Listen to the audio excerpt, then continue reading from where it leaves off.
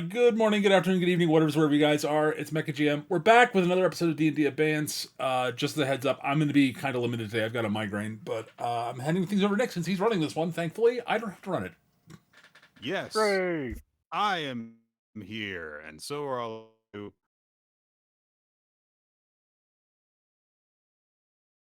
Nick? Uh-oh. Guys, last time we left off, you all Oh had no. Oh dear. what? What? What? I think What? you're dropping What's in that? and out. Your mic's dropping in and out. Oh, that's probably because of Discord, because it's detecting it as a new microphone. Okay. So Time to fiddle. Yeah. Okay. it's like All right. instead of So using, I changed the sensitivity a little bit. Is it gaining me up and down, or what?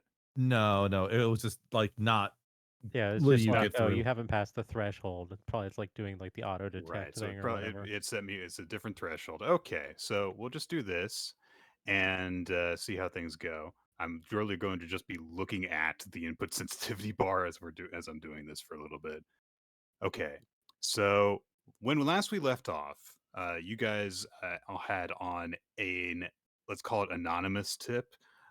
It was not anonymous. Decided to investigate Stanford, the person who one of the people who was known to be a regular purchaser of Cecilia Teague's artwork, as potentially a lead for the missing persons cases, the SNRs that you guys have been working on for the entirety of the campaign. To that end, you guys followed up on a inn that you already had at an art gallery where Dentalian basically arranged to see if you guys could sell a painting that you had stored there that had been made by Cecilia Teague to specifically Stanford.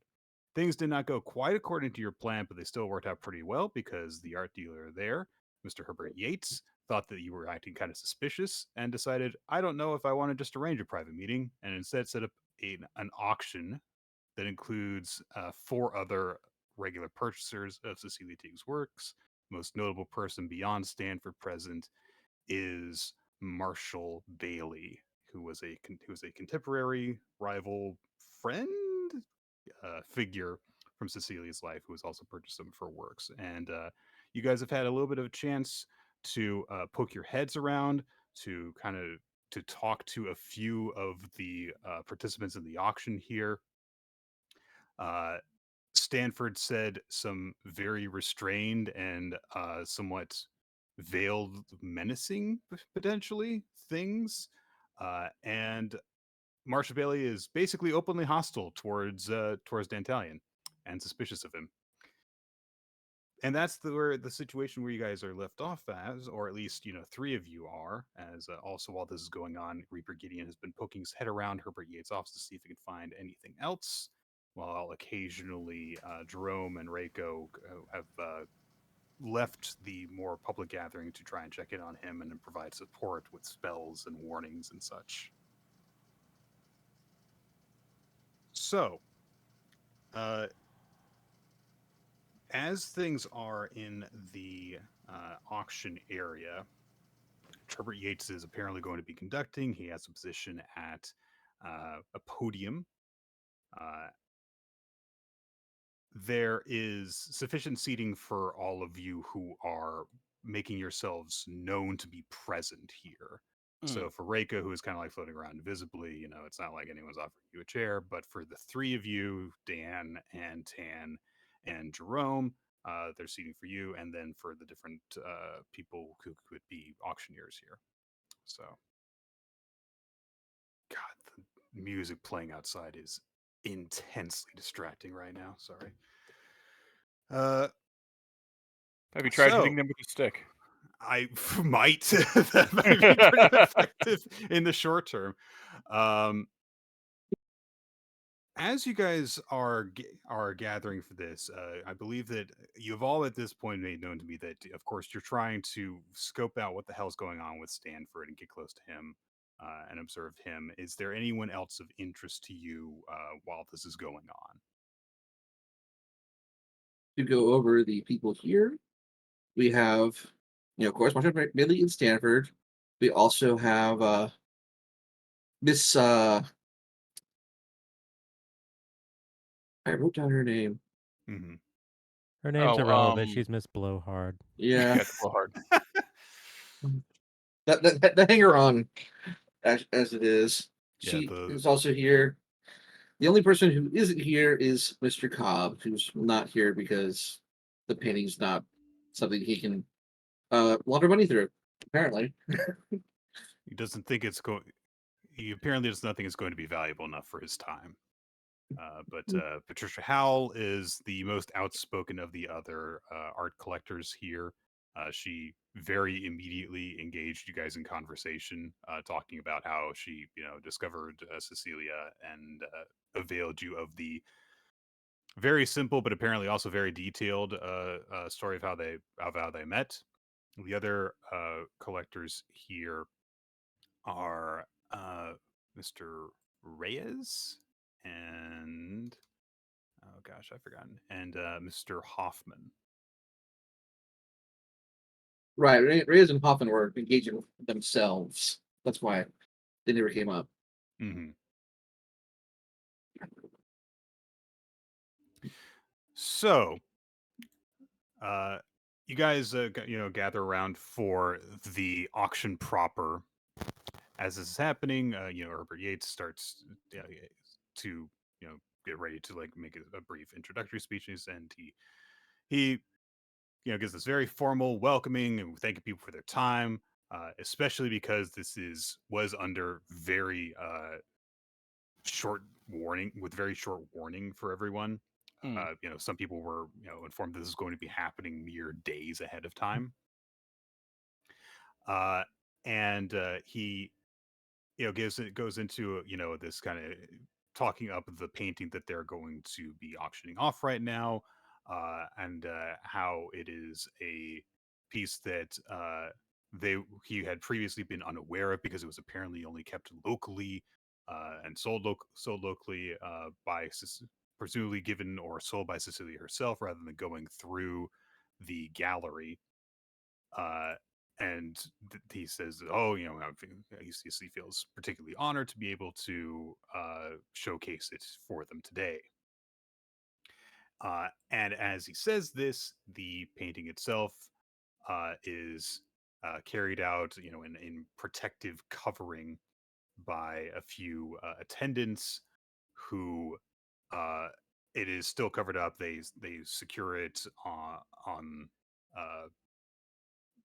a stand, and then carefully unveil it.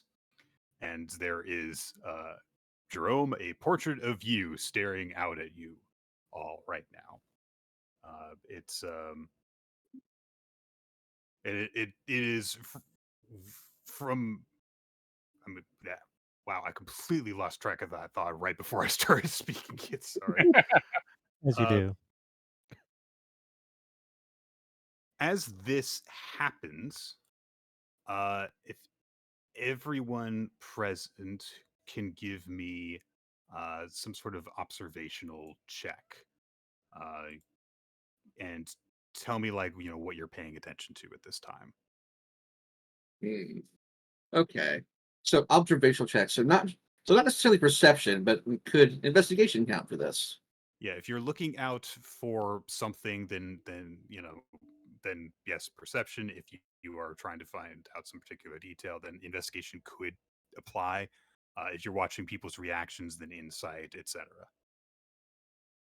So Jerome is definitely keeping an eye on not on Stanford, but on Bailey, because Mr. Bailey is probably the only other person here who could have seen this painting in Cecilia's house before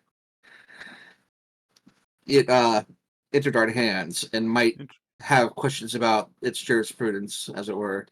Interesting. Okay. So let me do. Before Reiko heads off to inform Gideon of the state of affairs, she is going to observe Stanford and is going to see if he ever looks towards Jerome in particular. Yeah, Jerome probably is the one to scout. And Okay. wow, look at that nat 20 just started out. Okay. I'm going Investigation's- to. I Oh, want did to it watch not? Stanford No, in not it. particular. I want to watch his security goons. I want to keep an eye on what they're doing and try to suss out exactly what their Oh my hi. god! function is here. All right, so okay, so I've got 2 nat 20s in a row to deal with. That's great. Let me just Wow. unveil what's going on for you. What the Oh, fuck? There you go. What the There you fuck? go. What just... Listen. I know. I rolled a natural. I Achieved rolled Nirvana. I rolled a natural 9, Nick. What are the odds of that? 1 in 20? Huh? Almost as if. Almost. all right, so a 1 in 8,000 thing just happened for me right now. Come on, Eric. Just roll. Just roll something else. You know, I feel like this session was supposed to start off innocuously. Like, what the hell? There you go. Well, Much more that's 2 reasonable. I just natural rolled a 9s in a 9 row. on deception for no good reason. Like we had 3 natural 20s and then 2 natural 9s in a row. Oh, you're right. Full I mean, house. if you're looking for that in particular, yes, that is Just also got a full pretty house. crazy. Well done. Yeah, we've got Yeah. a full house. Excellent. My God, 3 nat 20s. All right. Gosh, sorry, I'm sorry for that, Peter.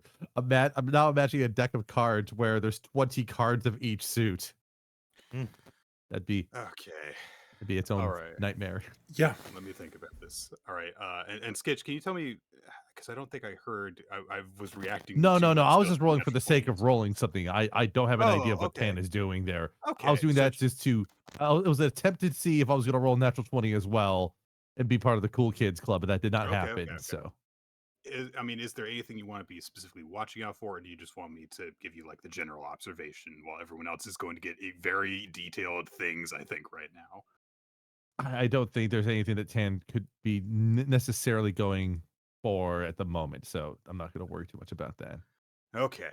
All right. We'll go from general to specific here. Tan, with your 11 observation, you mostly just kind of like take a quick glance at the painting, and it strikes you as like, yep, that's the painting. It's not like been switched for anything else. And as far as you are able to discern, I mean, you are yourself maybe not a very painting inclined person, but you know a lot of people that are. And so, with that background knowledge, you don't see any obvious signs that the work has been touched up. It has been inserted into a more formal frame than the one that it was brought in with. Because, I mean, you guys basically just like took it in from her workshop. Right. And it's been dressed up in, like, oh, look at the way the frame is a frame, that Mm. kind of thing. Okay. Eric, Eric and Fornea, you guys were asking for similar things, but can you give me Mm. like the specifics on what you were looking for again? Reiko is kind of suspicious of Stanford's whole deal with all of this and is wondering if, he has some kind of knowledge he shouldn't regarding Jerome. So she's keeping an eye on Stanford's observations towards Jerome or, the party in general, but Jerome in particular.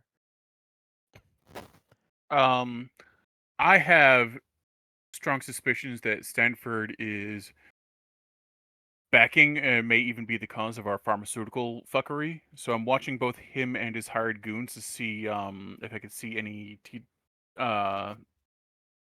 anything that might point me in the direction of this guy is involved with the Scudlers in any way, shape, or form. Like Mm-hmm. how are they moving? How are they reacting to things? Like, does that Right. guy look like he grew up in like West Cockshit, England, and has only just managed to get hired by Stanford because he knows like Scuddler Bob, that kind of shit.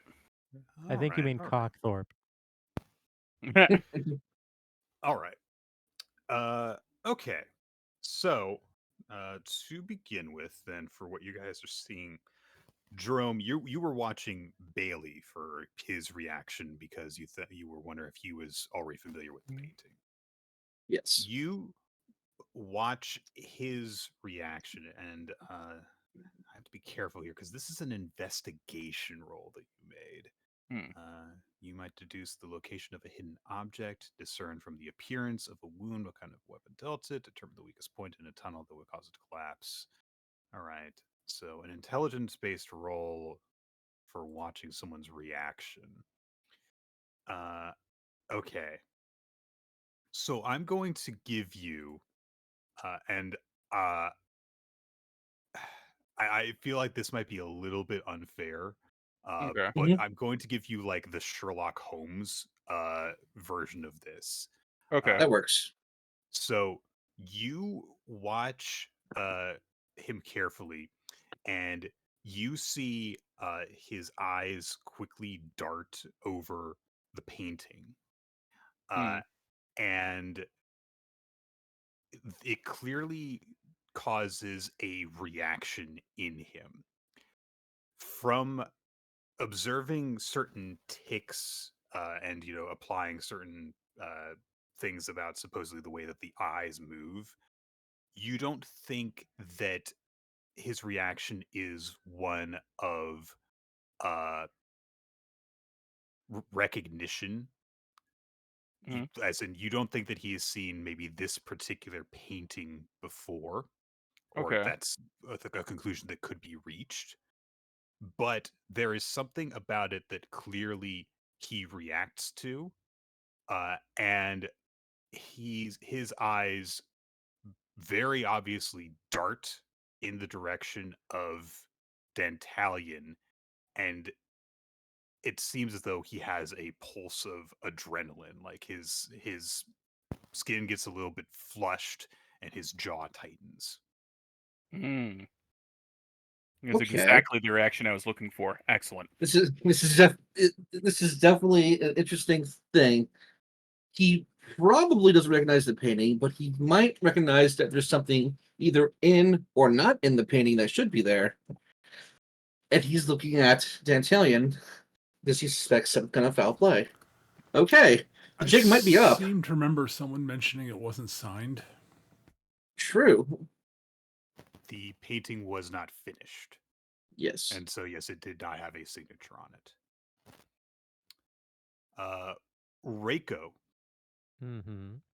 you are watching Stanford if they are having a reaction to Jerome.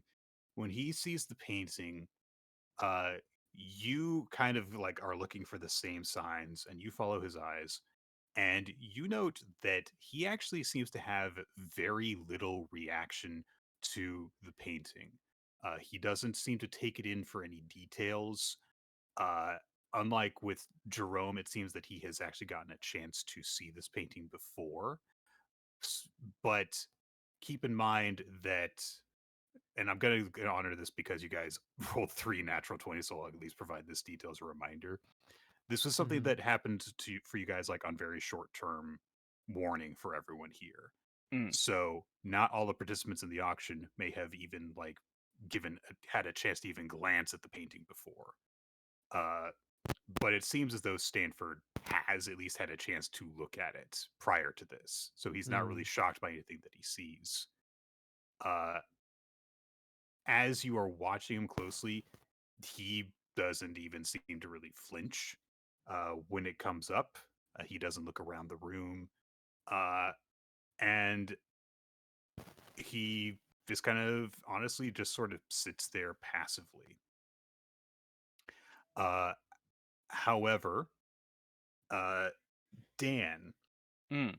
you are watching for signs that might at- attach Stanford or his men to the criminals. Uh, you check out this guy's what this guy might have sticking out of his pockets, Mm. and it's hard to scope this because you are at a seat and he's at a different seat. Right. So it's not like you can like, peer closely or get a good vantage point other than the one you are stuck with. But you rolled an nat 20. You can tell that this guy has more than one cell phone. There is a very like a more general like modern cell phone that people would typically use these days, which you have kind of gotten more familiar with because of the stuff that you guys have been doing lately. And then there is a more primitive phone that is just protruding out of like the breast pocket of his jacket. And of course, from your various experiences in life and unlife, that screams to you like, oh, burner phone. Yep.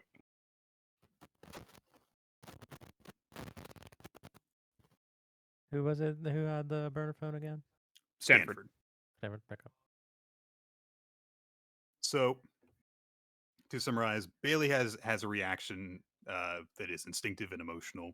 Stanford has basically no reaction, but he's clearly got some like it's very very obvious to you, even if you didn't have leads before, that this guy's got something shady about him. Mm-hmm.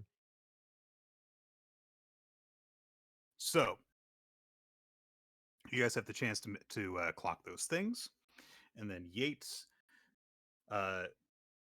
goes over to the painting and he starts describing some of its qualities, which for some of you I think probably just like goes over your heads because it goes over mine, and I don't know how to even begin to describe what he says. It's So largely bullshit. oh, isn't this a pretty painting? Look at how pretty it is. The prettiness the detail, the emotion, the raw passion. The prettiness of the painting is achieved by the artist being very good at making pretty things and working hard at making them pretty. The raw emotion, and it's just Jerome eating a bagel or something. Just a candid picture of Jerome like looking at the camera while he's guiltily got his mouth open to eat him. Here we can see it with the use of brush strokes and the way the perspective draws the eye towards the entity's face, and its chagrin at being caught eating the forbidden fried donut. It's actually a bagel, sir, but it's a donut in his soul. Yates is just going on about how the owl represents slothful imagery. Jerome's just kind of like fidgeting in his chair, like, oh man. Why am I slothful? I was just feeling really peckish that day. Just being judged by a single snapshot of your life. Yeah. Oh fuck! It's the Sailor Mercury burger photo. This is the David Hasselhoff like on the floor of his bathroom eating a hamburger moment. Oh, poor Jerome. So he's going on about that. And let me do a couple things here. All right. Okay, so Jerome, you're continuing. I'm just gonna like follow along from what you are picking up on your investigation roll for a second. Mhm. You see as Yates is going on about the painting, Bailey's eyes dart back up to the painting as Yates is talking, and he kind of inclines his head a little bit. And then as Yates is discussing a few points, he kind of like shakes his head subtly a little bit a couple of times. And he's getting like, he's starting to get even more agitated looking. Yeah, like Jerome is like, okay, he might be about to make a scene, but I really can't do anything about it other than like cause an even bigger scene, and that's not what we want to do. Yeah, don't do that. That didn't work out so great last time. Anyhow, so Reiko has, at this moment, basically starts heading off towards Gideon to report. All right. I think that given everything, you are leaving the area that has security on it, and everyone is paying attention to the auction, and you're invisible. So I'm not even going to make you roll for it. Just I would be tempting a nat one to balance things out, and that seems unnecessary. So you sneak out. Right.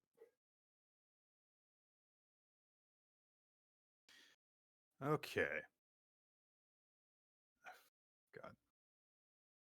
You know how certain songs just have a certain cadence in the beat that's just like no matter how quiet they are, they can be intentionally distracting. Yes. Yes, I do. So you've got that. You guys have that going on. Yates starts to move things into the actual bidding. And he opens with a figure. And as we have established, I don't know how expensive these things are supposed to be. So I'm going to just pretend that he opens the bidding at like 5 figures or something like that. Like, I don't know. Like, I mean, we're talking about British. We're talking about British pounds here, right? Right. Yeah. So so like 5 figures is like like 100,000 pounds has got to be worth like what, like $5 million? Is that what the exchange rate is these days? No. Post Brexit, it's worth about $6. Oh, Right. Not that bad, but yeah. Okay. If it opened Can, up can with, we? see, I'm over here going like $6 in Oh, England. I was gonna say, like, I'm wondering if we can instead use the exchange rates of coupons for Taco Bell instead. Would that be more valuable than the British pound right now? That's How many 99p luggers can I get for this? no, but I mean, 5 to 6 figures is probably a fine starting point. So All right, so we start bidding at 1 Bitcoin. I'm sorry, 15 Bitcoins, -2 Bitcoins. The exchange rates are really crazy right now.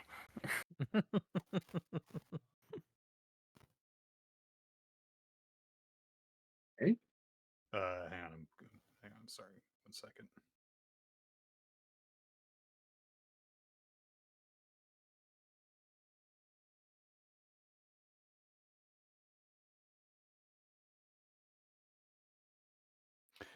All right, so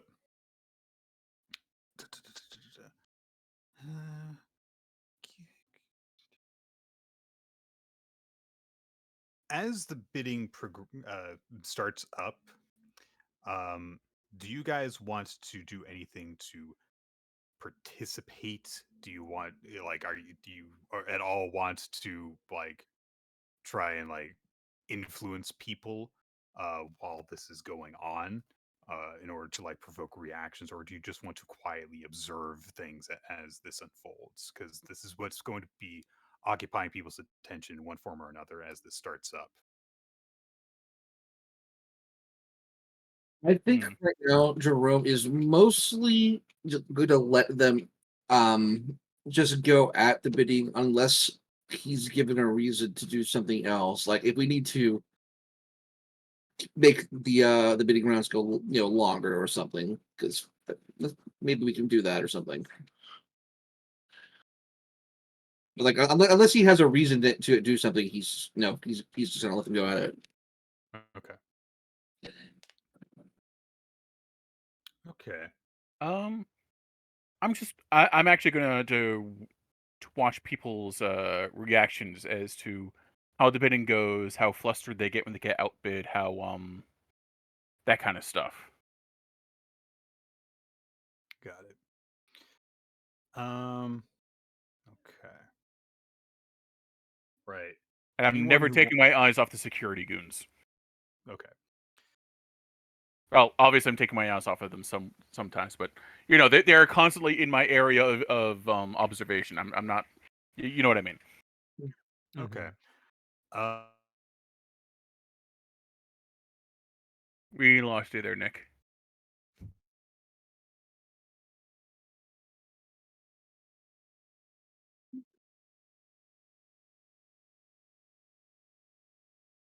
like watch for something specific. What's up? We lost you there for a bit. Okay. Just it's so much going wrong on my end technically today, I guess. Sorry, man. Yeah, give me a perception roll because that's what you're doing right now. You're watching the security, and then Jerome an insight check, and Wow. Alright. I'm sorry. Tan whatever you want to do. I'm gonna reroll that. All right. I'll just throw Ooh, not much better. insight on Oof. that. Oh, that's a natural dear. 1. Okay. Ouch.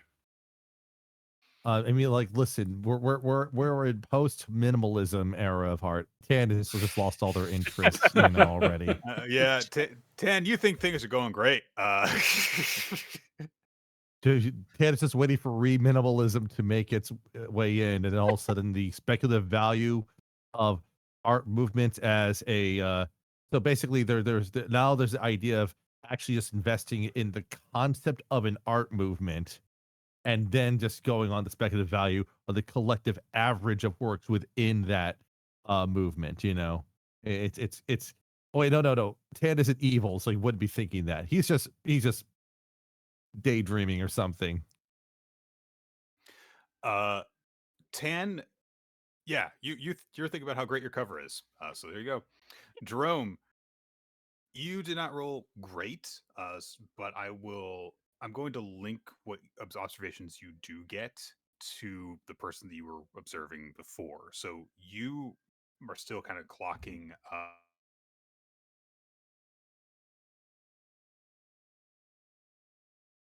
And we lost Nick again. It's a Wyrot drop. Exactly. God, this is not going to work if this keeps happening, and I don't know what's happening. I don't know if it's my connection or if it's my mic or what. I'm not sure. It's hard to say. Yeah. All right, I'm going to keep on. I'm just going to watch my freaking sound again. So, see if it drops out at any point. It did. I think it did drop out. Hang on. Okay, so, sorry, this is really distracting. Yeah. Okay, so you guys are doing that. All right, you're Jerome. You're observing Marshall Bailey. He starts to participate in the bidding pretty aggressively. You can't really determine exactly why. What you can seem to determine is that while he's not that much less agitated than he was when you were watching him before, he seems to have reined it in a little bit and seems to be channeling it into what he's currently doing. As in, he doesn't seem to be on the verge of an outburst just now while he is actively participating in this. Right now, he's just trying to get the painting, and then he can worry about it later. Okay.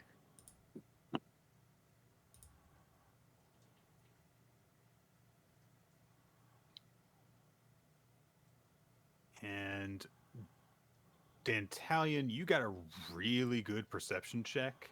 Mm. So you are watching the security, and as you're looking at them, you get the sense that they don't really seem to be primed for anything to happen. No one's got hands hovering around concealed weapons. No, they're scanning the room the way that security do, but they're doing Right. so in a very passive, just basic. This is how we do things fashion. And they're not on high alert, and they don't seem to be expecting anything in particular to happen, or for this to be particularly exciting. It seems like they're just here, just like on a regular day at their job. Right. Nothing special about this. It seems like. Bored until you start getting punched in the head, and then not expect to get punched in the head. Gotcha. Yes.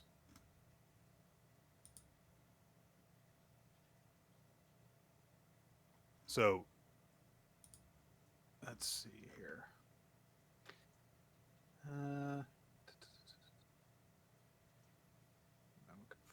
here. And also why don't you give me an insight check too? Just because Alright. your attention is specifically in this direction.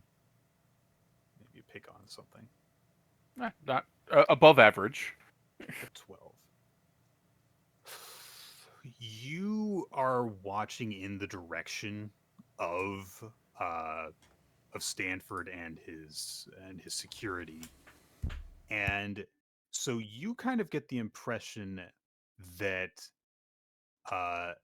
Stanford seems to be a bit quiet during this auction.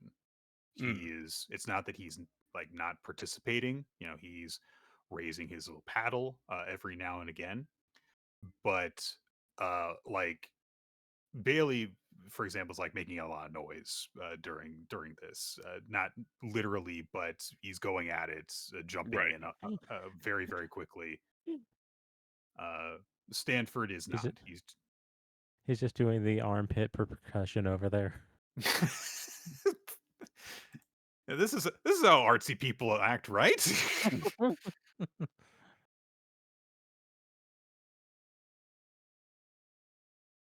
Okay.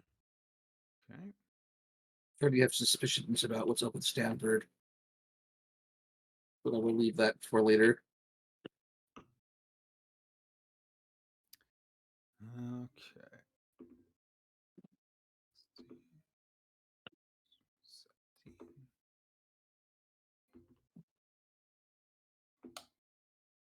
Okay. Things progress for a few minutes after that. It comes to a point where like things are more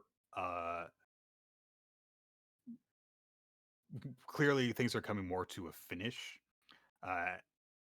It gets to a point where most of the participants just like stop raising their paddles, and it seems to just come down to Patricia and to Bailey.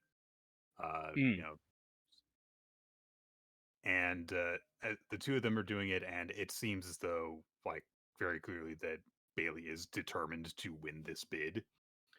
And this seems like it is increasingly dawning on Patricia Howell that he is just going to keep on bidding more and more. He is not going to let the matter pass. If anyone wants to, please roll an insight check here. All right. I'm not present. More time has passed. Maybe you get more. Oh, hello there. Okay.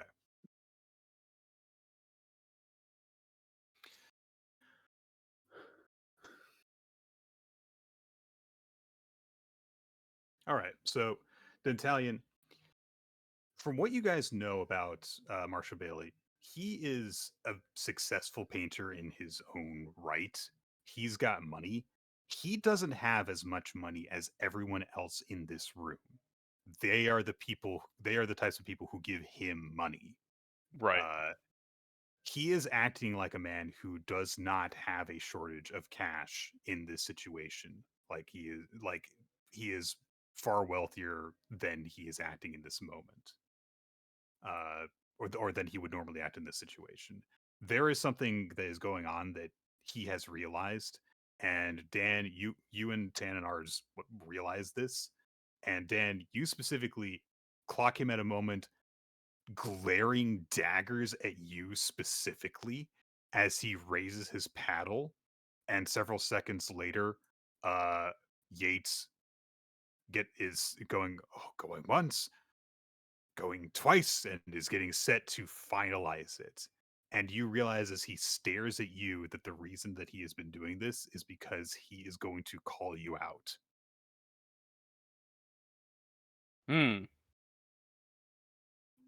Does he currently have his eyes on me?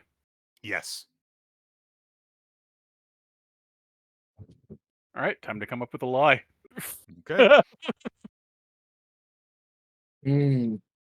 What can we do? Is there anything we can do to help him?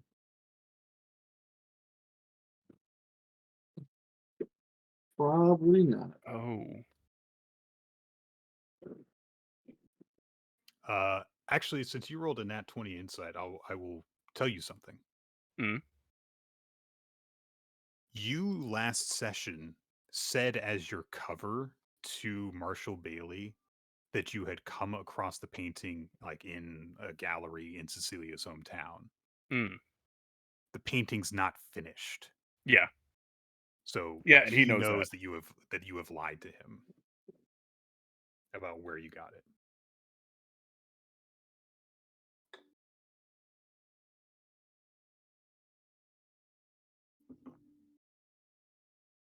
So that's happened, or is in the process of happening. Let's see here.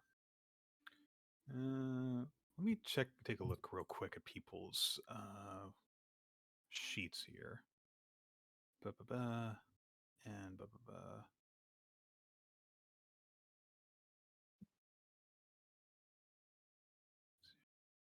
Okay. Hmm. Okay.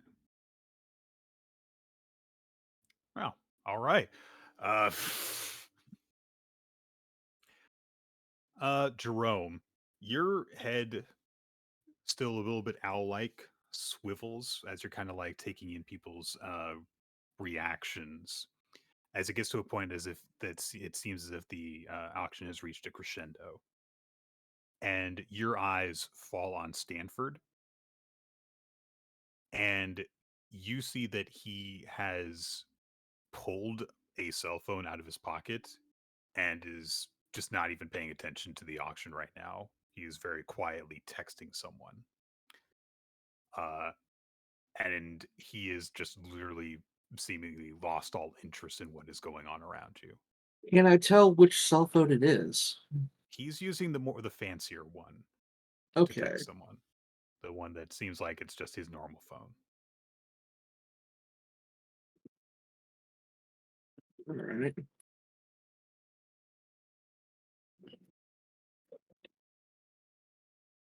He's not interested really at all.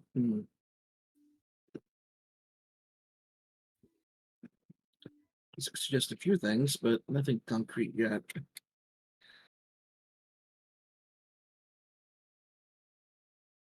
So, few seconds later, I'm going to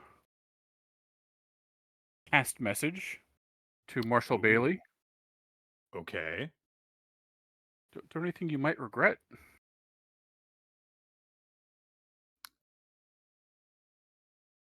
And that happens as I'm staring right at him, with a bit of a smile. What are you trying to do here? Do you give me some sort of charisma check?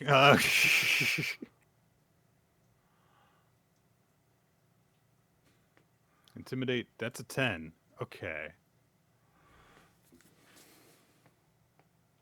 All right. His face screws up in confusion, and he kind of like blinks for a second because he heard a voice in his head that sounded a lot like yours, but you didn't move your mouth. Yep. But he's just kind of confused by this.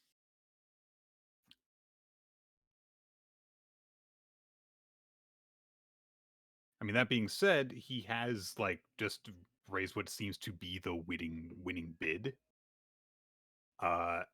And it seems like Yates is getting set to end the auction right now. Mm.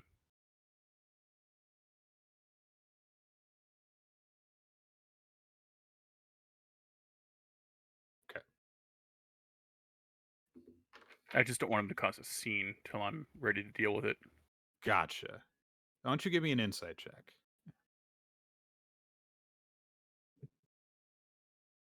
Okay. You are in observing him in this moment.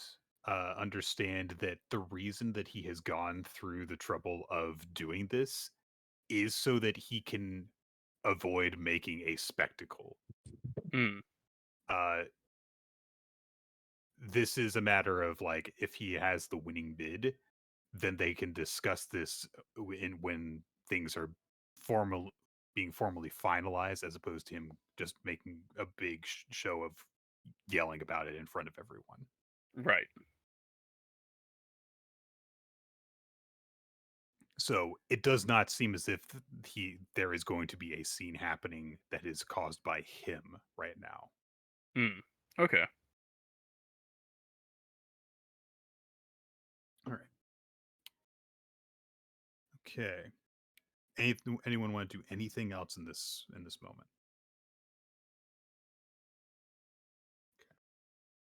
All right.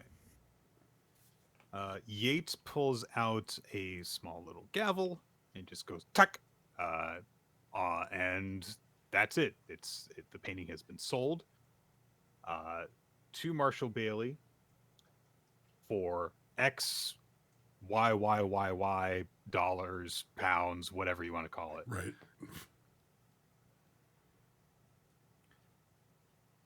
And so things start to wrap up from there. Patricia Howell looks kind of upset and put out. And almost before things are over, Stanford just quietly pockets his phone and stands up and just starts to leave. While Bailey, as Herbert Yates comes over, is like, "Oh, congratulations, Mr. Bailey, on your purchase." And Bailey just kind of sidesteps him and comes over to you, Dental. Right. I'm looking to intercept Stanford, actually. Well, he's starting to come for you at this time. So I think that we're going to do something weird here. Okay. We're going to roll initiative. Can you successfully perform the social jujitsu required to get around Mr. Bailey and get to Stanford? Mm. Do you want it from me, even though I'm not there? Yes. Your position will be outside to begin with. Let me get mine too, then. Okay. All right.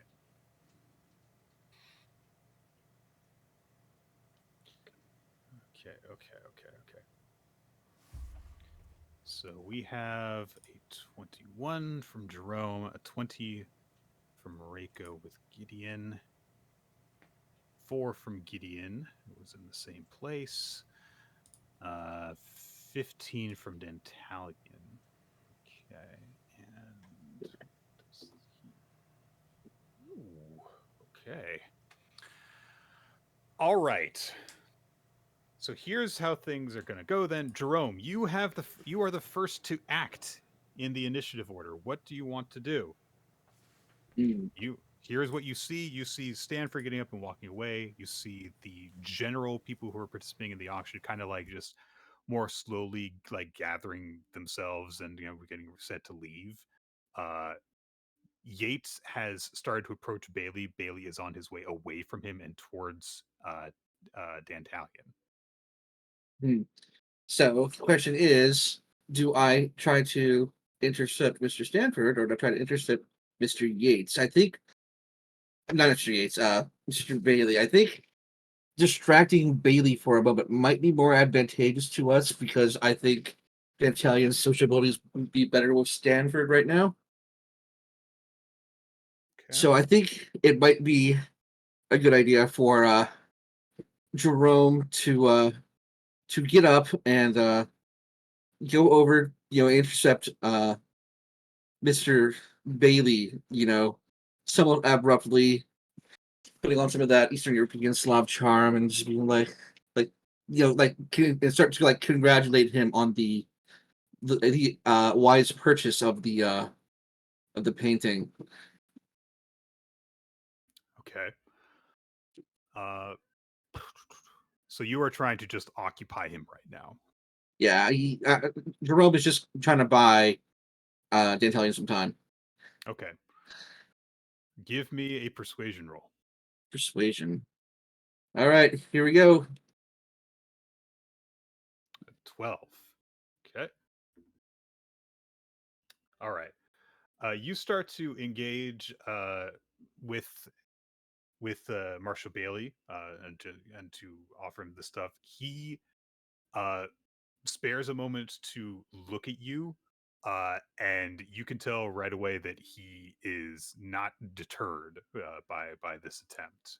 He is already moving to basically just kind of like do the high society equivalent of shove past you, but probably not to literally do that. Does he literally kind of like ignore Jerome, or does he just kind of like make a polite comment and walk past?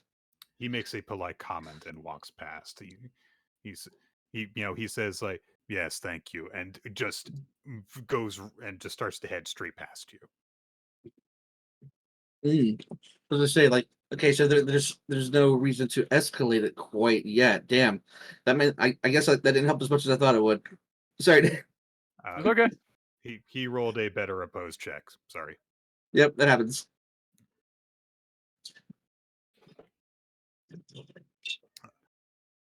So things are moving. Reiko, you are out. You are basically just entering the auction hall when it seems to have finished. You spot Stanford on his way in your direction. Mm-hmm. So it is your. Wait, hang on. Say that again. You have reached the auction house after basically telling Gideon that it was going on. Oh, so this is return. Okay. Yes. Okay. As you were basically on your way in, you see Stanford on his way out. So he's heading in your direction, flanked by a couple of men in suits with sunglasses on.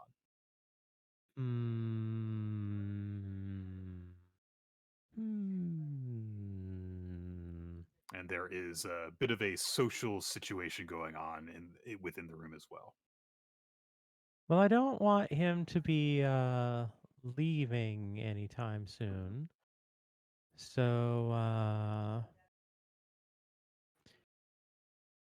going to throw thaumaturgy and cause harmless tremors in the ground for about a minute. Just kind of make him not want to be like, oh, wait, hang on, better hold on to this wall for stability. Don't want to trip, slow him down, Tremors. You cause harmless tremors in the ground for 1 minute. Mm-hmm. I'll just throw this here. Okay. It long. Oh, It can't trip. But he can trip. It's the like you have the three big cantrips: prestidigitation, druidcraft, and thaumaturgy are like the big trio. Mm-hmm. I Okay. guess you could throw minor illusion in there too. No, well, I mean, those are like the A clerical to- prestidigitation, basically. right. That's Yeah. what those three are, right? Because prestigitation's like quote unquote the arcane, druidcraft is the primal, and thaumaturgy is the divine. All right. This is a cantrip. He is a non-magical NPC in a world of real people. So in order to gauge what his reaction to this is, so you're just having the ground, like the floor beneath him, tremble. It make him just realize as oh, wait a minute, the floor is, shaking. This might get bigger. It might not. I better, hang on a moment and slow down. And, I don't want to get caught mid motion if these tremors increase. Do earthquakes happen in London ever? I'm Consult pretty Gab. sure that's not a common thing, if at all. Could be some construction going on nearby. Let's see here. I hope not. That would spoil the ruse. Apparently, they're incredibly rare, but they do happen. So let's see here. All right. Tell you what, we'll do this with a. Give me a Arcana check to see Okay. how effective this is. I'm gonna re-roll that. Okay. All right, 11. So average. All right. You cause the tremor to happen under his feet, Mm-hmm. and I'm going to say that he will be slowed for the next round. Perfect. That's exactly what I want. I just want him to not get too far away Right. before It's not as Gideon if starts to he's show up and things, escalate if they do. I right, want him it's to not as, be near. it's not as if he is stumbled, but he definitely does pause in confusion. Is it the room that rumbles? The ground. Okay. So like there might be some tremorage going up through the walls, but it's not going to be significant, particularly if, this is a structure of, merit. Right. Okay. So that is on 20. Dan, you are on 15. Might be a bit much, but I think it's going to be hilarious. Oh dear. I cast darkness. Oh. Huh. Oh. After the tremors, okay. The lights go And out. I Okay. can see through darkness because I'm a shadow sorcerer. Hey, I can see through darkness too. So I throw As down can Jerome. darkness and want to scoop up Stanford this way, sir, and move him out of the room. All right. Wow. Okay. Well, he's not getting away from him if he's slowed like that. So yeah. Okay. Well, we'll test this. You also give me an Arcana check. We're gonna see like if you can like kind of like time this and discreetly do it. First, 14. No one here is magically inclined beyond you guys, so maybe this isn't like the most finessed spellcasting, but you time it up well enough that it does seem as if it could have been caused by the tremor, and everyone does just kind of react as if the lights have briefly gone out from a power surge or a disconnection. For for the second step of your plan, I am going to say that you can verbally engage with Stanford Okay. as you reach him. So give me a deception roll for that. It's very good. It's 19. Okay. I'm going to secretly roll over here. Mhm.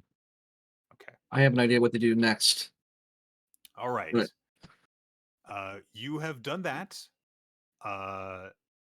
And as best as you can tell, in just like a split second, he does not react as if you are, the guy who was at the art auction selling the painting, at least. He's got security goons. I'm acting like a security goon. Right. Okay. All right. Next up is going to be Marshall Bailey, who has just had the lights go out on him. So he is going to see if you can tell what's going on here. That's going to be a no because it's dark. Anyone who can see in dark can immediately tell that Marshall Bailey cannot. And there is a little bit of one of those kind of like momentary panics that seems to be happening in the immediate, because it is not just dark, it is completely dark. Like as in not even emergency lights dark. Hmm. So there's a few verbal exclamations of confusion. After a second or two, Herbert Yates starts saying, "Oh, everyone, please remain calm, and I'm sure the backup generator will soon engage." Although he doesn't seem to have his own panic restrained all that well. So, luckily for you, yes, there is no interception coming from him towards Dentalion. That is going to bring us then to. Sorry, I'm actually going to have to scroll down a little bit. This is actually Tananar's turn. Oh boy. So Didn't really think this. Sorry, I threw everyone's plan into a ruckus, but I saw the opportunity and jumped on it. I I guess kind one of question. instigated this in a way. It was what gave me the idea, honestly. I'm mostly Tremors. just I'm Sorry, go ahead. mostly just clueless as to what I can do. Like, Okay. there's just mean- no thoughts in my head about what I can do to the situation. All right. That's fine. We'll tell you what. Then we'll have you hold action until if something occurs to you, you literally just tell me, and you can go at any time. The only thoughts I could even ponder doing is whether using something like calm emotions would be prudent as a thing at some point to keep people from panicking too much. That might very well become necessary. So we we'll can, see. we can hold and see if there's an opportunity to deploy that. So yeah. After that, because Stanford actually rolled incredibly low on his initiative check, so Gideon, you are positioned basically where Reiko was, I guess we'll say. I know that you were planning on following after. Yeah, that's changed. Stanford. Yes. Okay. It depends on where Dan is directing Stanford to. Okay. So I'm gonna still basically just sort of, in my sort of in incorporeal reaper form, just sort of follow along, I guess. Okay. I'm just not sure where Dan is taking him. All right. I have had a terrible idea, but it will require isolation. I plan on isolating him, honestly. I see. Basically, I just don't want to get interrupted by Marshal Bailey while having a conversation with him. That's fine. I will follow along. I have a plan. Right. So if Dan needs reinforcement to get information out of him, I have a plan to get it, but it's not a good one. Right. It is also born out of Gideon being kind of a little bit uncharacteristically getting kind of impatient with the mortals being stupid. Not the rest of the group, the mortals being dumb. Got it. Okay. Then, while you are waiting to see how this shakes out, it is now Stanford's turn.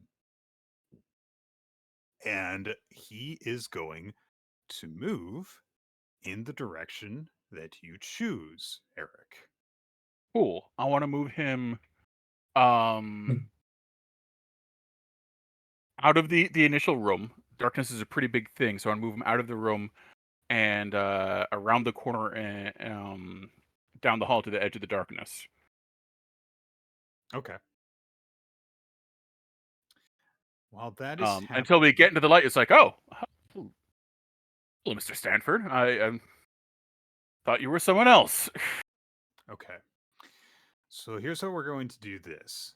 Stanford was basically being flanked by his security in the moment that the lights went out.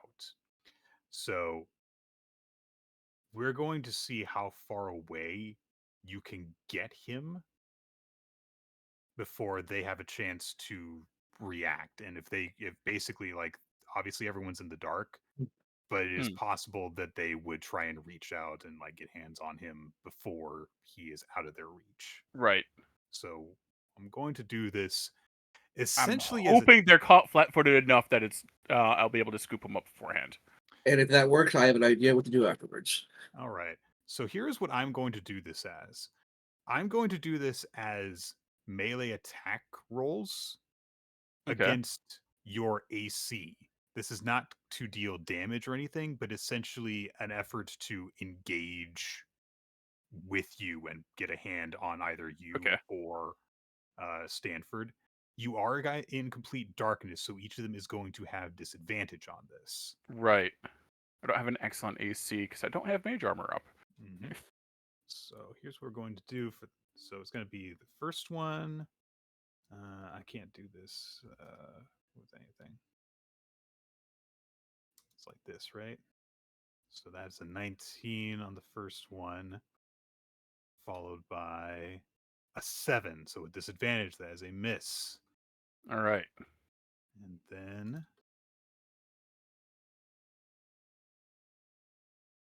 oh my god, the lag on this is so annoying. Hang on. That is a 5 on the second attack, so even with a higher roll, that with the disadvantage, that will miss. Yeah. They try and make their way towards Stanford. They are stumbling in the darkness and do not reach him before you are able to direct him away. You get him to the edge of darkness. Then that is his turn is moving away from them. He Mhm. has exited the darkness with you, now closer towards Gideon, where Gideon and Reiko are. He was at the bottom of the initiative order. That brings us back up to the top with Jerome. What do you All want right. to do? So Jerome is going to cast minor illusion in a direction, the direct like away from where they went, but in a direction that the guards might buy. It's going to be of Stanford's voice calling to them. So he's going to cast that in a location and draw them away even further, so they don't have an idea where he went. All right, you're using minor illusion to cast this. Yep, let me get that on here. You create a sound or an image of an object. The illusion also ends if you dismiss it as an action. If you create the sound, its volume can range from a whisper to a scream. It could be your voice, someone else's voice, a lion's roar, blah blah blah blah blah. Okay. What are you having? What exactly do you want the sound to be? It is Stanford's voice Oh God, that's a long sick.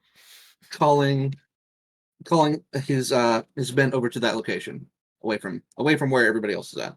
All right, so you basically have Stanford going around one corner and the voice going around the opposite corner. The opposite corner, as Jerome is kind of like walking to meet the others. Okay. This makes sense for the kinds of stuff that you do. Give me a deception check. You can use your intelligence instead of your charisma modifier. All right, so it'll be deception and add 5 to whatever this is. Okay. Wait, no, add 5. Oof. So that's a 22 deception. Okay. You guys are rolling very well in this critical juncture. So, okay. Actually, you guys have been rolling really well all session. Yeah. All right. So you caused that to happen. It seems to be a pretty damn convincing magical imitation of Stanford voice going around the opposite corner. The guards act on his initiative. So we'll see how they react to that. Reiko, that is your turn. Mm-hmm. Um. Hmm. So Reiko is able to see perfectly because I have as a cross class thing or whatever, the thing that lets me have like the turbo dark vision thing that Right. warlocks have. So she can see perfectly right now, basically. Um, so seeing as how everything is going, uh, since it's dark, I think the play is to simply be like, if anyone starts stumbling towards where Dantalion escorted Stanford, and where Gideon's going after them, she's just going to body block. And how are you going to do that? She'll just stand there and just be like, what's the word?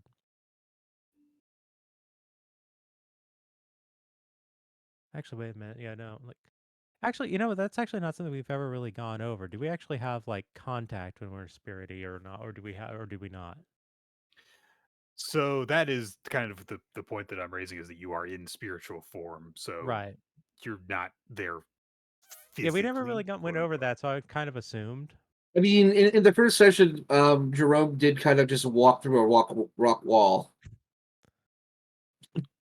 If you Yeah, I need don't to, remember that. You think I'm gonna remember that? okay. So if you are trying to basically square up around people the way that like a physical person would, that's not going to work the same way, is what I'm telling you. All right, never mind. Mhm.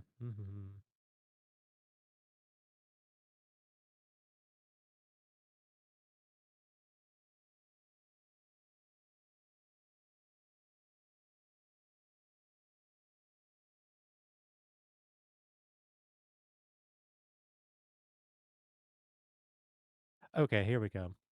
Reiko will look over towards like a different door, like somewhere else, and using thaumaturgy again, instantaneously cause an unlocked door or window to fly open or slam shut. So it's just gonna go like and hit the door as though like someone just burst in or someone is leaving abruptly or something. Okay. Okay. Uh, right. Okay. Yeah. Give me a quick Arcana check for that. Mm. It is a very convincing door sound. Okay. Door flies open. Right. That is going to bring it to Marshall Bailey's turn. We're going to treat this, I guess, as the other people in the room as well. So give me a second here. Just going to do like this and see if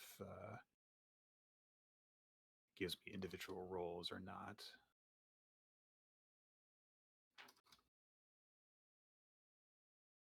It does. Great. Okay. So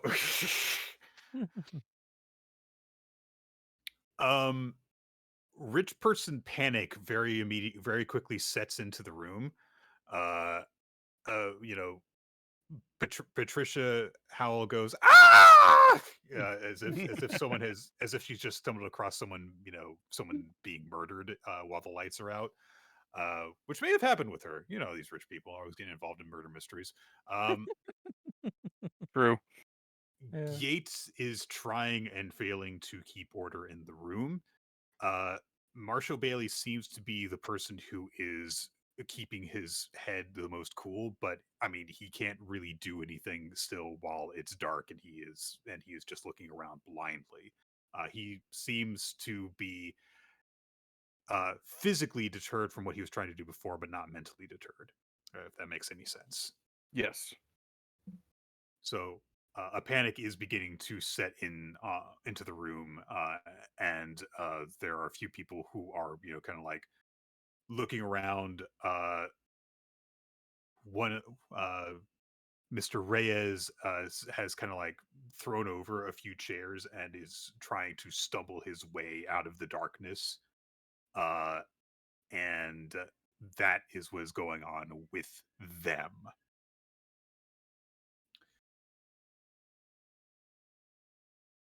Sounds fun. Okay. God, why do they have to have the music so loud? So, then that will bring us to Dentalion. And actually, I guess it was supposed to be Dentalion's turn before this, but I guess Yeah. given everything. All right, so you have successfully tucked around a corner with Mr. Stanford. And you come out of the darkness, and he sees that he is not with a member of his security, but with you. Oh, Mr. Stanford, I thought you were someone else. That's good. I wanted to speak with you anyway. What? Take your hand, sir. Take your hands off me. I was just hoping to speak with you about your pharmaceutical pursuits.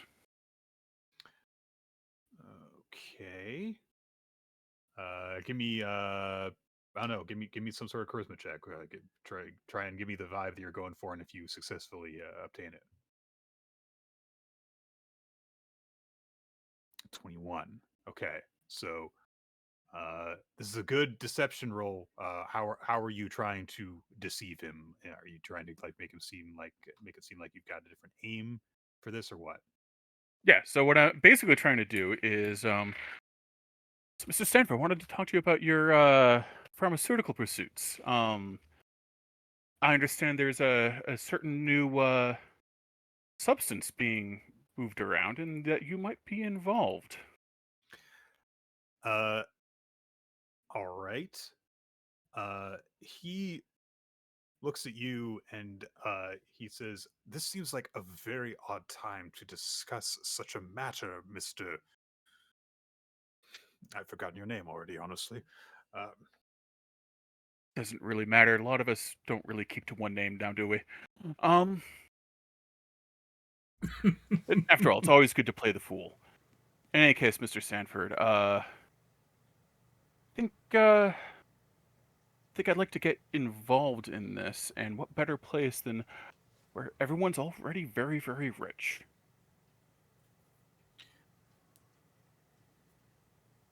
Besides, this is a bit of a panic means we're going to have a few minutes to talk anyway.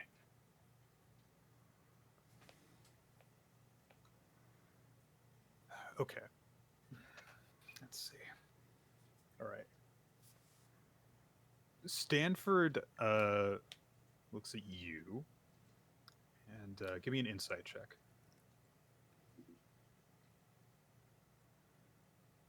Okay. Oh, I'm gonna use my reroll for that. That's terrible. Okay. This is important. Okay. It's slightly less terrible. That's important. All right. He looks at you and he says,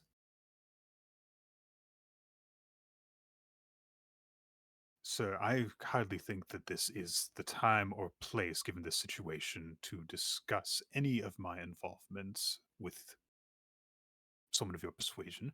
There are certain avenues that you can reach to discuss things with me if you do see fit. As of right now, however, I must say that this is not the time or place to be doing so."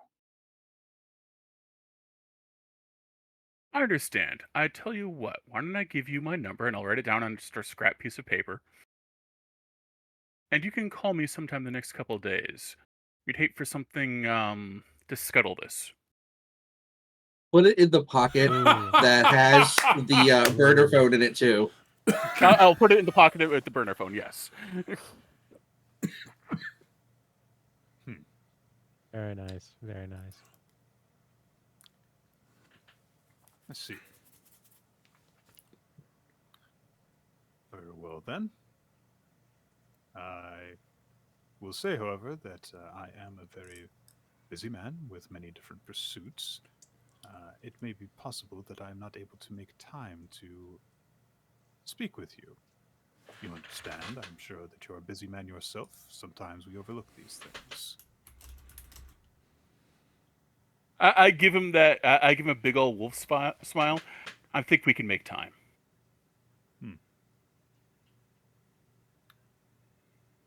All right. Nick? You will need to give me an intimidate check. And then, I've got something to follow that up with and against my action, if need be. Oh, okay. Okay. Well, we'll see. I don't think it's going to be Nice. necessary. All right. So we're going to just leave that there because that is, although talking is quote unquote a free action, that's a lot of stuff to be happening. Yeah, it's a lot of at stuff this moment. happening. So we're going to just move from there, and it's going to be all right. It's back around to Tannenars in this moment. You are still in the dark room with increasingly panicky people. Yep. Yeah, so let's go ahead and do, let's look here. What do I have? Here's my tools. Yeah, so let's attempt to run calm emotions on the crowd here to kind of ease the panic there. So let's Right. go ahead. So to read off the operative text here, effectively for people within the area effect, must make a charisma saving throw. If they succeed, they're unaffected. If they fail, they suppress any effect causing them to be charmed or frightened. Okay. Or I can make them feel indifferent about creatures they might view as hostile. Yeah. Like the darkness, they might stop attacking it. Yeah. All right. Let me get some stuff here. We'll do the same thing. We're just going to roll this. So. Oh, I see here. Yeah, so Okay. one person succeeds, the other three fail. Got it. Right. So you have successfully calmed the emotions of amongst the four people who were panicking. everyone except Patricia Howell, who Oh, says, jeez. "Where is everyone? What is going on in this moment? What's happening?" I'm going to actually use a reaction to. Oh shit! I can't do that, can I? To cast Silvery Barbs. That would be so funny if I could do that to force her to reroll with disadvantage. As a reaction there. Well, no, well, actually, wait. Though, like, you didn't take an action last round, so Yeah. if you want to, Yeah, if you want so to, I'm gonna have her re-roll that with disadvantage. with this, Nice. so she has to re-roll it with disadvantage, or I just roll one more time for her? Roll one more time. Treats roll with disadvantage. Okay. There we All right. go. All right. So I do like the idea of her being panicked for a little bit longer though than everyone else. yeah, she like realizes that everyone else has stopped screaming. It's like, oh dear. Oh, I'd feel rather silly now. Oh, she would never admit to that. So Tan, with in a very bard-like fashion, actually, you end up kind of using this in a way to actually sort of assist Herbert Yates in his pursuit of actually gaining order of the situation, actually gaining order over himself, and because of this, you kind of just like surreptitiously like boost his calming presence by supplanting it with your own, and one by one, in quick turn, the other people in the auctioning group and Yates himself all stop, stumbling around. They just kind of like stand still in place, stop screaming, and there's a good like 3-4 seconds where Patricia is going, "Help! Someone help! Someone!" Yes, let's all just wait for the power to come on. Yes, that is the way. Yes. Children sometimes are set in rooms like this to just simply relax with their thoughts and rest until the lights come back on. Perhaps a revisitation to those times would be in order. Like sitar music starts playing. We'll see. There's if I could use a bonus action to cast presentation, you could have that happening there. Just like we'll put on something calming and not conspiratorial, like the Gaia channel. Wait, no, shit, no. Oh dear. Is that sitar music? Sorry, it's my ringtone. You're getting a call, man. It's all right. Someone's just trying to make another connection with you in this wide universe. All right. All right. Well, that's my wasted turn there. Let's go. Well, hey, no one's running into anyone else, at least Yeah. at this point. Actually, I should roll one more thing real quick. I will also point out, my mistake. I get to choose a different creature I could see within range, because I don't have dark vision, I can only see myself. But I'm going to give myself advantage on the next attack roll, ability check, or saving throw I make within the next 1 minute. Fair enough. Okay. Barely check. Okay. All right. That's going to now make it Gideon's turn. All right. I'm going to sort of hover slightly behind, because I'm, incorporeal and invisible currently, Mr. Stanford here. And since it seems like he's sort of, making my impression, not without an insight roll, is that he sort of, doesn't seem to be in a hurry to, actually, do what Dentalian is suggesting. I'm going to whisper and sort of pitch it so only he can really hear. Just sort of do a sort of a hoarse, echoey whisper of, make time. And cast Cause Fear if need be. Okay. This is sort of in sync with the wolf grin that Dentalian's got going in the Intimidate roll. All right, that is a Technically speaking, Cause Fear only makes him fear me, but I think in the situation. Yeah. That is a wisdom save versus the frightened condition. It's cast at one first level, not seconds. I'm not casting it at multiple people. Gotcha. You awaken the sense of mortality in one creature. Construct is undead is immune. Target must succeed in wisdom or become frightened of frightened target. Okay. All right. Okay.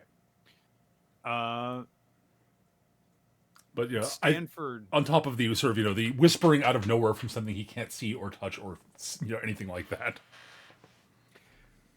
That's So- good.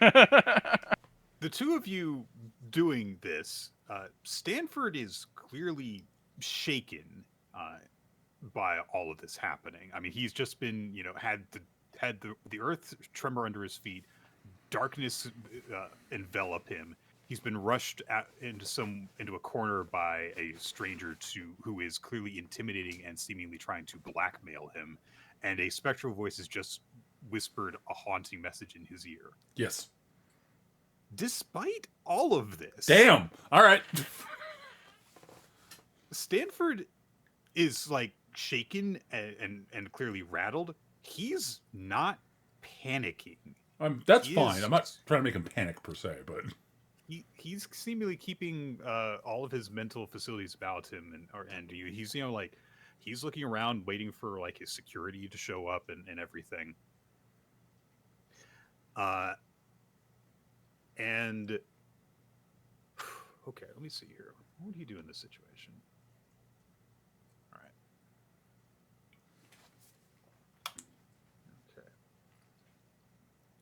All right. So,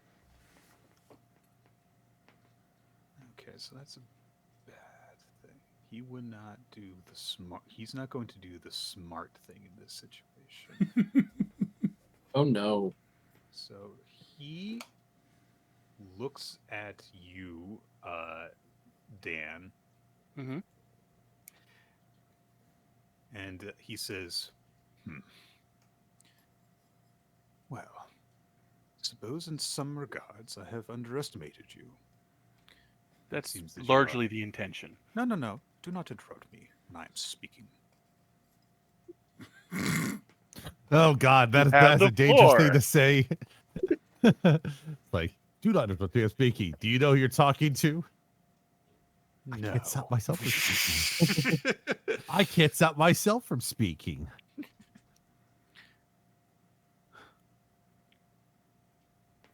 I did not expect you to take such actions when you came in here. I thought that you were simply another new money person.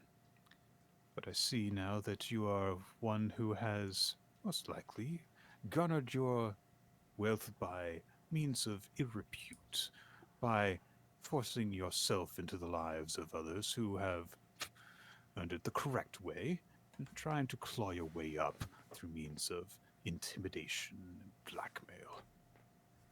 Well, it is always people like you, sir, who never have a grasp on the bigger picture, where things truly matter, and why, and when.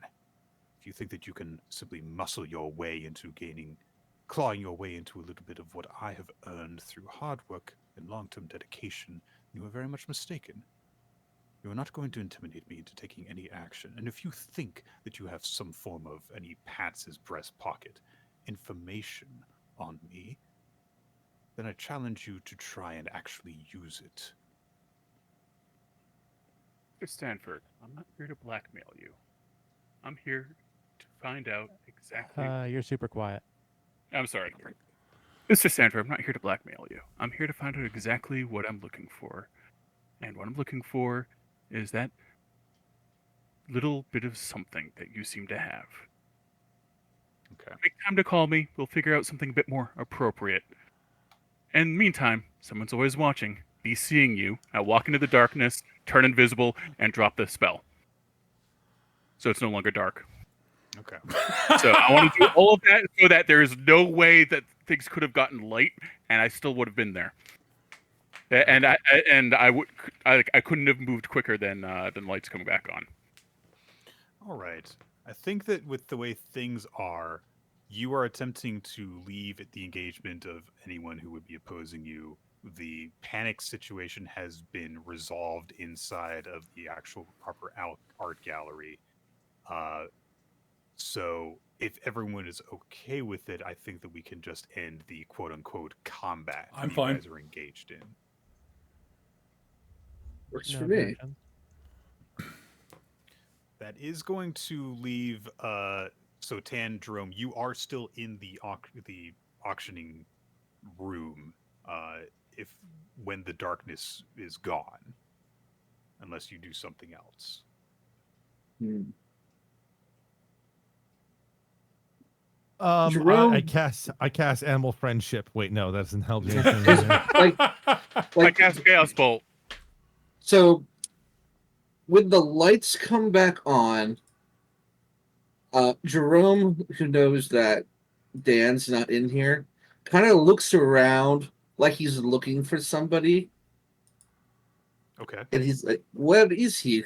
In his Eastern, European accent. Okay. Like he doesn't know what's going on either. All right. Give me a quick deception roll. Okay. Oh boy, this might get bad. How am I have to run from the scene? I know.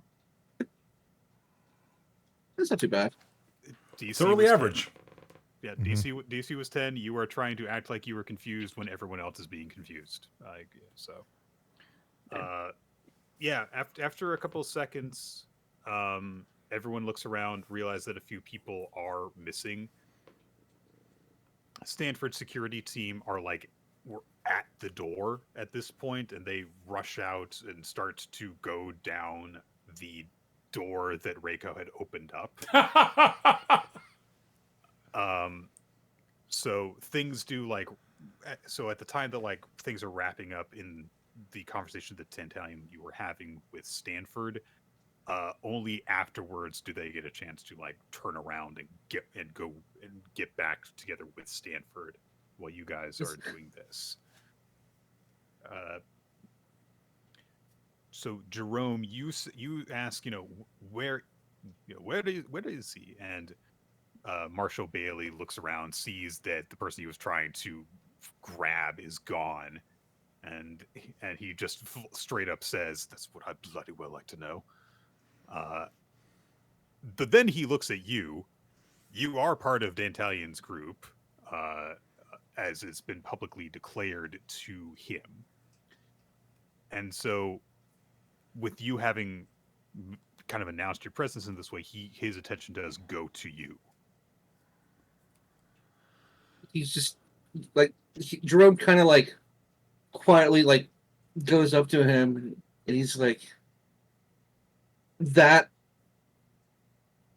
rat bastard huckster owes me money, and it was supposed to come from the sale of this painting." I'm going to have Tan try to come over, put an arm around Saint Jerome, and try to smooth over things for us to make our escape here. Yeah.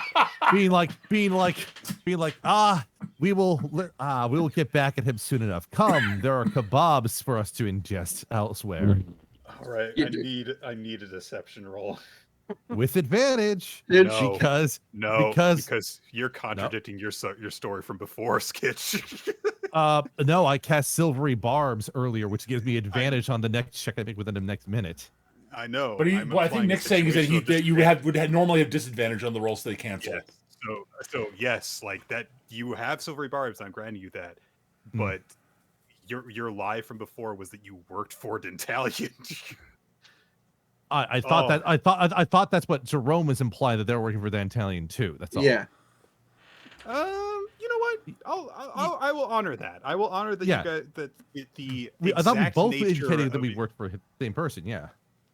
I will indicate that he doesn't actually know or was paying close enough attention to know that you were for the details that you were providing. So fair enough. Yes. So that's going to be a 19 on the deception. Okay. I'm just trying to just make our escape immediately here. Yeah, you don't need this to be a super good deception. Right. Okay. So you all right, you beat his roll by 5, so that's pretty good. All right. Bailey just straight up just puts his hands on his hips, and he goes, "Of course, he was lying. The painting wasn't finished. Anyone could have told you that.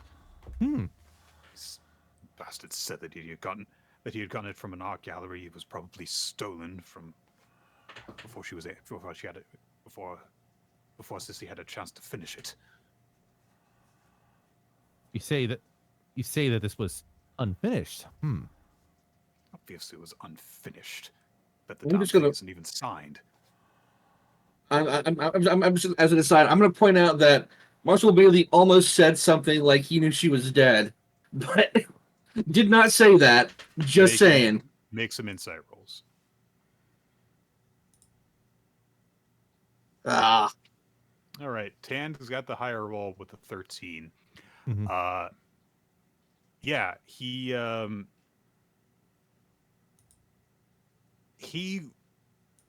basically seems 100% like this painting was stolen, and Mhm. that was why he wanted to win it, was so that he could resolve the matter of when it was time to have a private, like signing of things. He would just like inform Yates of this, so that Mhm.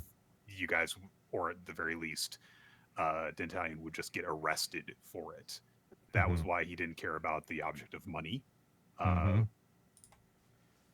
Also, things have been complicated because the person who was selling it has suddenly disappeared. Poof. So Yates is looking pretty upset about this. In terms of the deeper suspicion of Jerome, you don't know if he knows what's going on with Cecilia Teague at all. Like, you get no impression in one way or the other on that. Actually, wait, hang on. I think at this point I've rejoined with the rest of them. Let me throw an insight. Oh, sure, yeah, you can be present for this, absolutely. Passive 14. Or 15, passive 15. What am I saying? Yeah. Okay.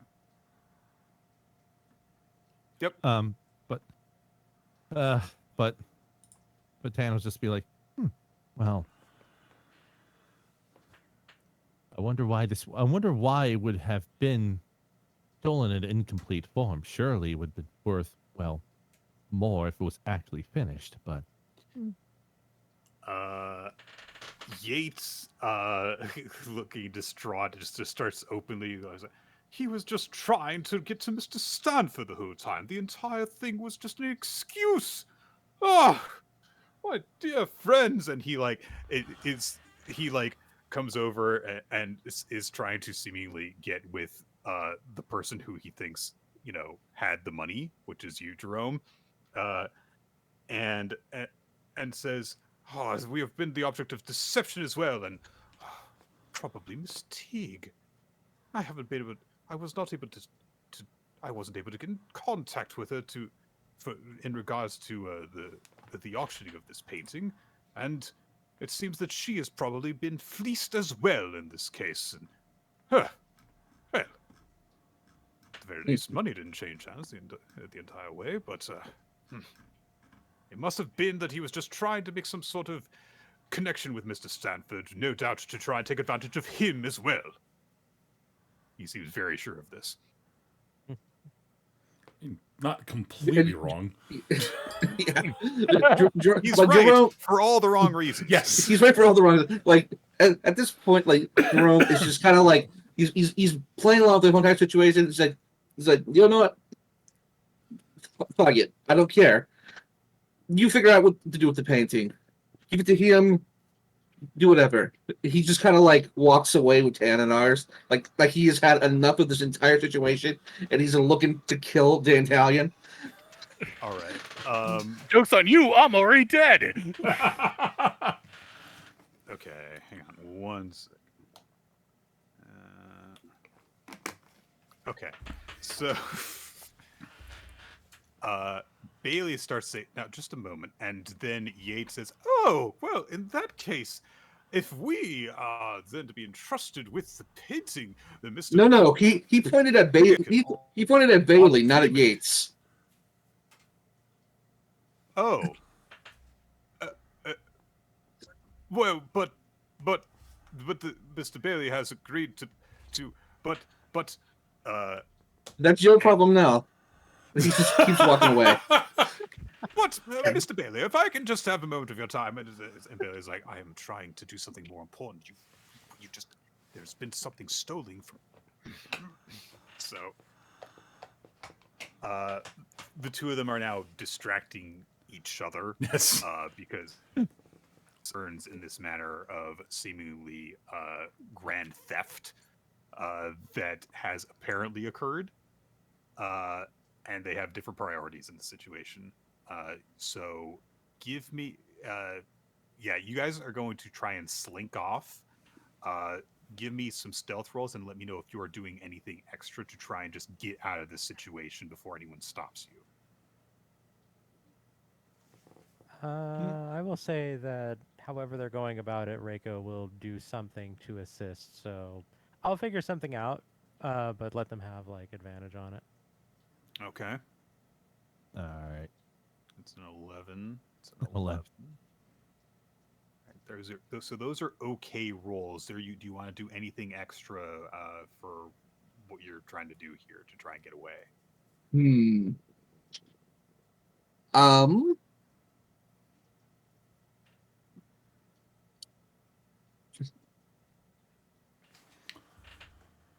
I don't think I can cast a spell here because is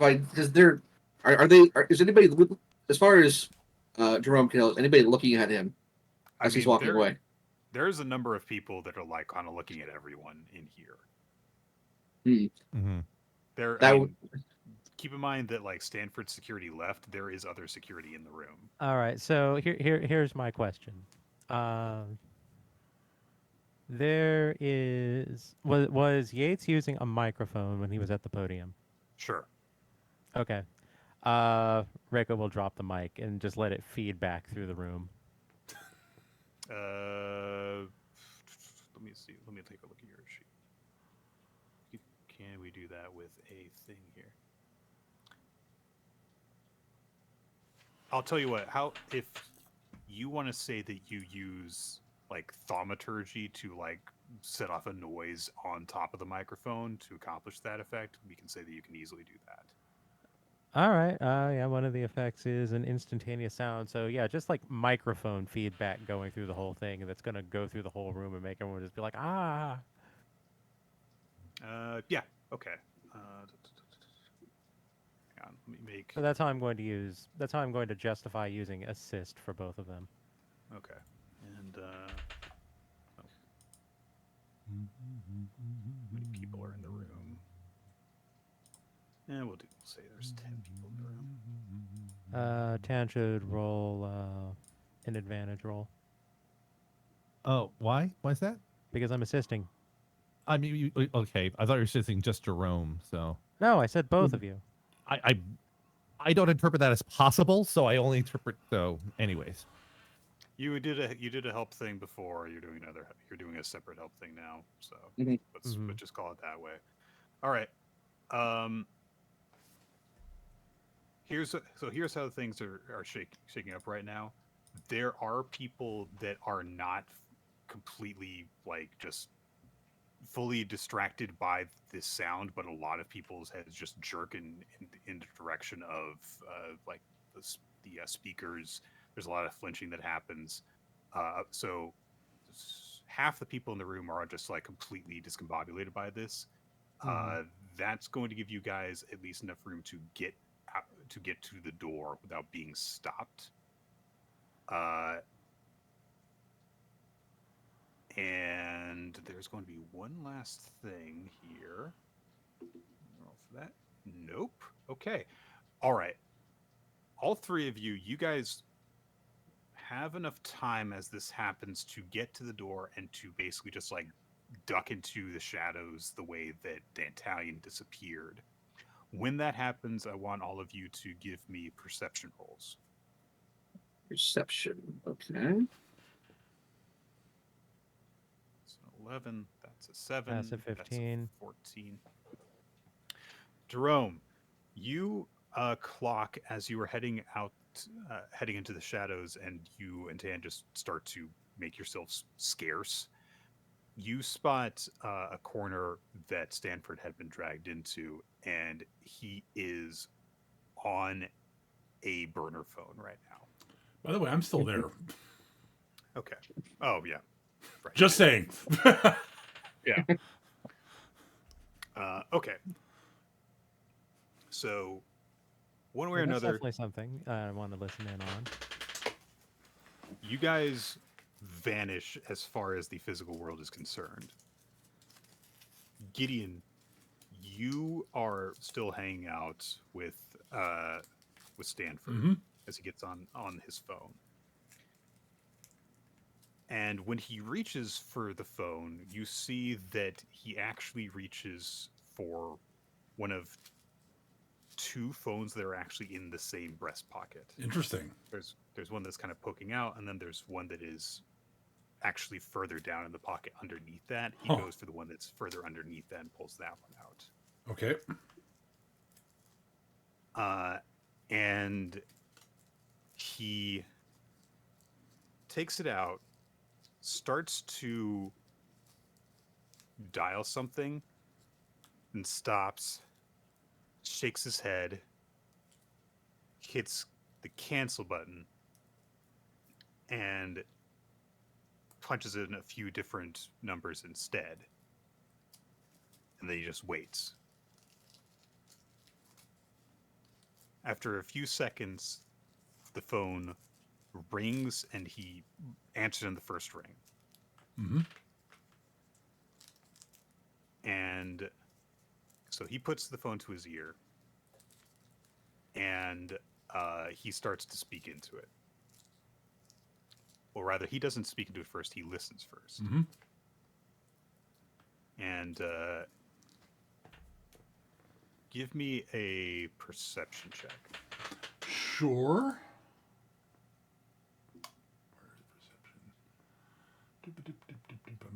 There it is. All right. And I remember I do have a passive of 16 because of observant. Okay. Yeah. So you are listening in very closely. Mm-hmm. And you hear coming through on the other line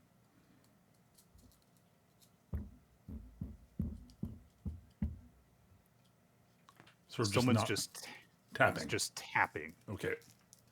And you hear Stanford go, yes, something has happened. And you hear more tapping. Mm-hmm. Well, it would appear that someone or someones are aware, as we had suspected, of our activity. And it would seem even suspicious of my involvement in it, which is something I had not foreseen. And you hear more tapping. Okay. Yes. All right. And what would you have me do? And you just hear a long pause until eventually Stanford just says, for how long? And there's just a single tap. Understood. Then I will wait for you to make the next contact. And there's one more tap. And then Stanford ends the call and puts the phone away. And give me an insight check. Absolutely.